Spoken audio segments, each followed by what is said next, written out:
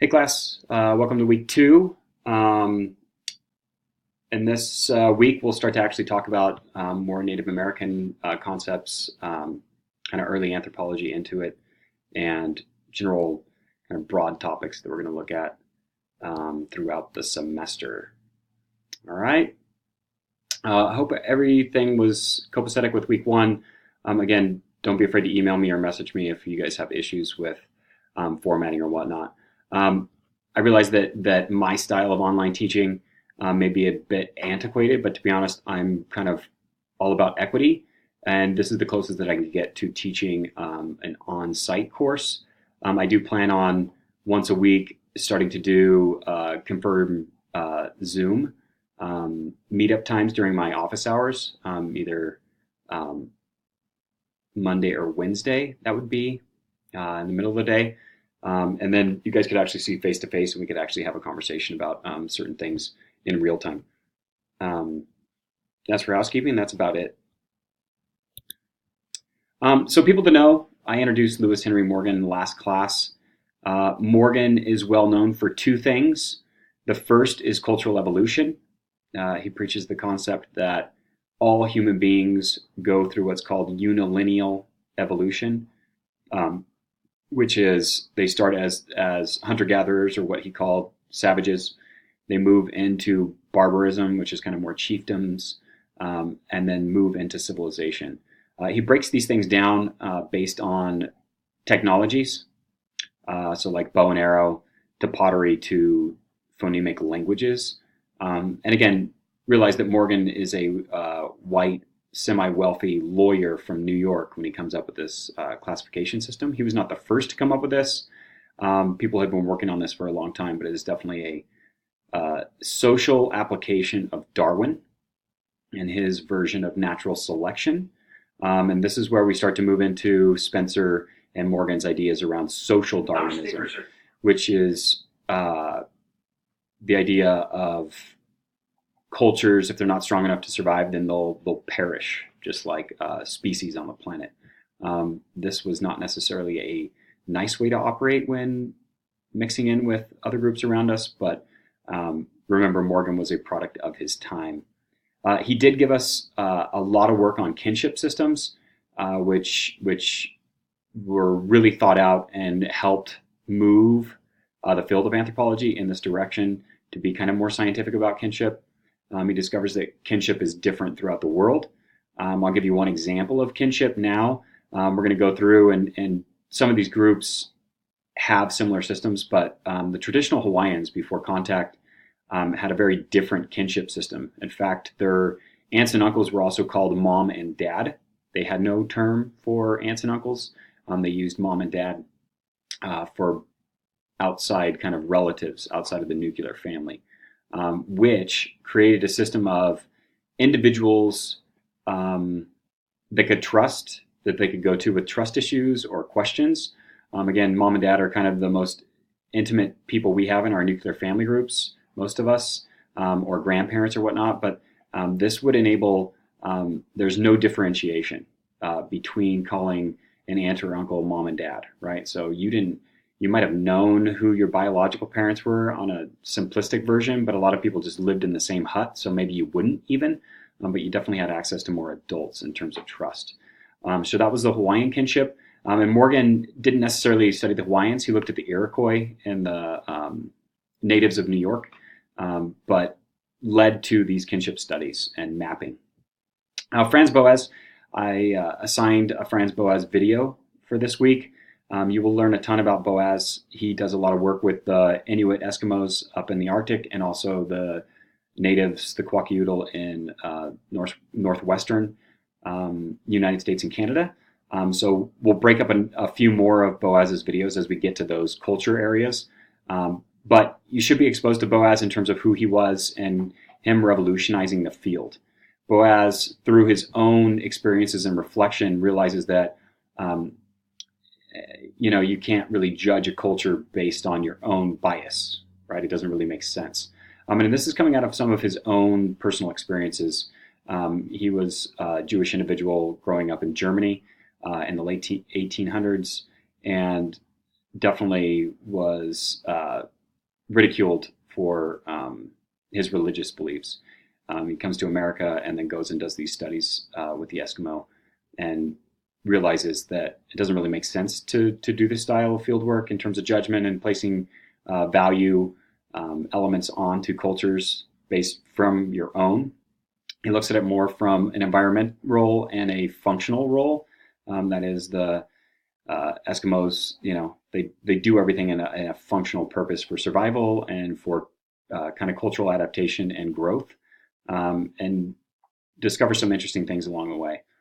George Hunt was Boas's really, really good friend and coworker on the natives of the Northwest, and they published a bunch of papers together as well. He's a name that will come up as we learn more about Boas. But these are important individuals. Your book kind of slides through them, just mentioning them by name. But we're going to go into more detail as we go. Edward S. Curtis is a photographer, videographer of Native American groups. And really, what happens during this time period is Boas realizes that these culture groups are going to fade away and convert to this manifest destiny or civilized, so-called civilized European influence of either British Canadian or American colonial pressures, and would ultimately start to lose some of their cultural traditions. So Boas goes out and does what's called salvage ethnography. Remember, ethnography is writing up your work of anthropology. So he goes out and does salvage ethnography, and this is why him and Hunt publish so much about these groups.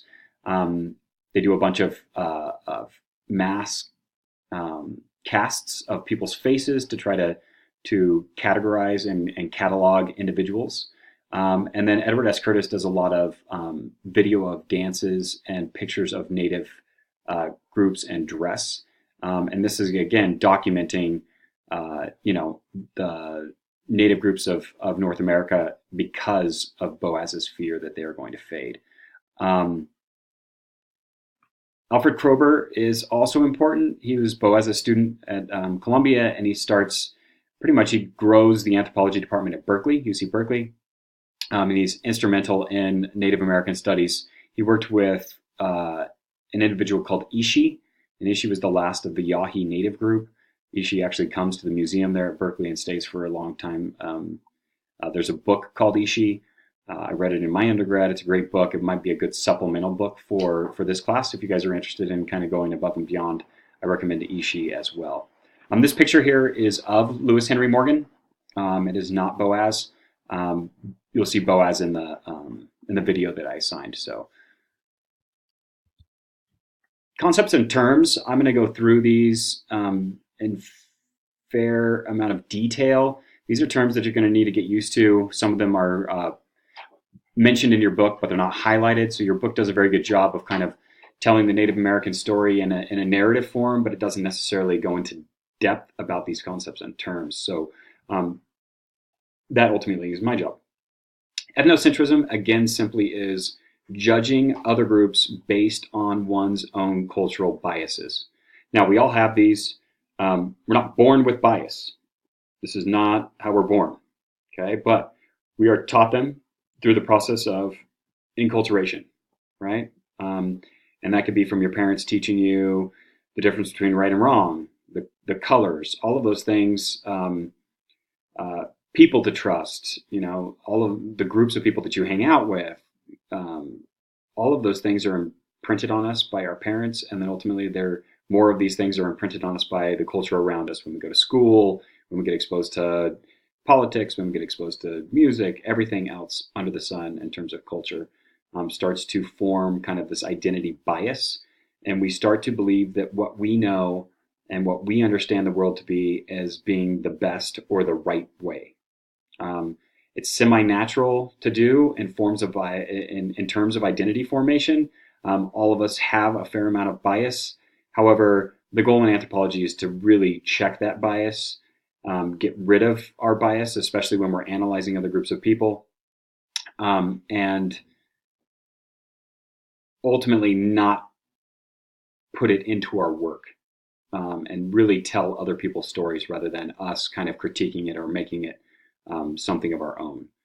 So cultural relativity, again, was a Boasian idea that critiques ethnocentrism, and ultimately starts with the caveat of I didn't choose, where, who, when, what color I was born. We don't have those choices. Culture basically imprints these biases onto us through the process of learning. But being aware of that process, being able to say, oh my God, I'm being biased when I say things like, oh man, that food smells horrible, or those clothes look weird. Those are ethnocentric comments. And we do them as a way of protecting our own identity and self-assuring that we're doing the right thing. This also relates to kind of our Western binaries where we really get into right and wrong. And in reality, when we look at anthropology, right and wrong are cultural concepts. For instance, cultures throughout time have done some interesting practices, to say the least, and they are their own practices. You cannot blame children for being raised in that culture believing that that is the right or the way to live their life. So anthropology teaches us to be culturally relative with all different groups that we are subjected to, right? And being able to put those biases, right? When I was in high school, I was very particular about my food, about the people I hung out with, and ultimately, as I kind of learned more anthropology, I realized, oh well, these individuals didn't really have a choice in the food that they prefer or the people that they kind of gravitate to because they're more like them. It's a process of enculturation and learning. So knowing that, you become more open and less bias in your analysis of individuals. Culture areas, your book talks about this. Again, this we could talk about these culture areas maybe in modern terms, and this would make more sense. Again, this gets into the micro, sub, macro level cultures. A micro level culture group is, again, going to be like the family or the friend group, right? A town would be a culture area. They might speak the same language. State might actually be a culture area where we identify as Californian or Southern California, Northern California. These might be culture areas. Native Americans definitely had culture areas. Okay, so your book talks about them as like the Pacific culture area, the Arctic culture area, Northeast, Southwest. It's how this class is broken up, and ultimately the book is explaining that the environment has somewhat of an impact on how cultures interpret their world around them and kind of operate. Right? Again, if you're from the culture area of the Bay Area, oysters and seafood were a vital part of their diet. So that is going to change how they operate. Are they going to be identical to the Miwoks in the Sierra Nevadas? No, because they don't have that same deal. Are their festivals going to be based on the same thing? No. Acorns, pine nuts, those things are going to be more important than oysters, which changes things like stone tools, currency, what we use as currency.